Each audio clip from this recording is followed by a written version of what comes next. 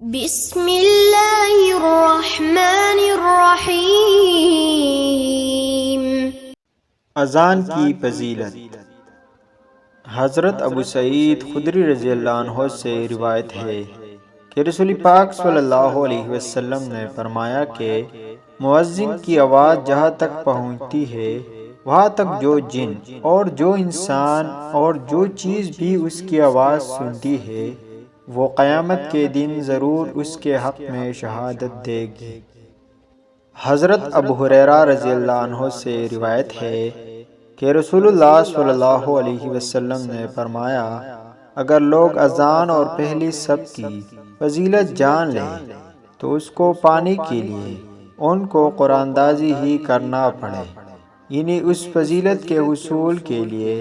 اگر لوگ جھگڑا کرنے لگے تو ان کو پھر قرآن ڈالنا پڑے۔ اگر ظہر کی نماز کو اول وقت پڑھنے کا ثواب سمجھ لے تو پھر دوڑ کر آئے، اور اگر صبح اور عشاء کی جماعت میں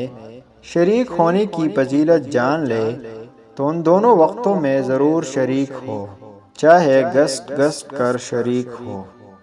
حضرت جابر بن عبداللہ رضی اللہ عنہ سے روایت ہے کہ رسول اللہ صلی اللہ علیہ وسلم نے فرمایا، جو بندہ اذان سننے کے وقت اللہ تعالیٰ سے یوں دعا کرے، اللہم رب هذه الدعوة التامة والصلاة القائمة آت محمدا الوسیلة والفضیلة وابعثه مقاما محمودا الذی وعدته حلت له شفاعتی یوم القیامہ۔ اے اللہ، جس کے لیے اور جس کے حکم سے یہ اذان اور یہ نماز ہے، اسے اپنے رسول محمد صلی اللہ علیہ وسلم کو وسیلہ اور فضیلہ کا خاص مرتبہ عطا فرما، اور ان کو اس مقام محمود پر سرفراز فرما جس کا تو نے اس کے لیے وعدہ فرمایا ہے، تو وہ بندہ قیامت کے دن میری شفاعت کا حقدار ہو گیا۔ حضرت عبداللہ بن عباس رضی اللہ عنہما سے روایت ہے کہ رسول اللہ صلی اللہ علیہ وسلم نے فرمایا، اللہ تعالیٰ کے جس بندے نے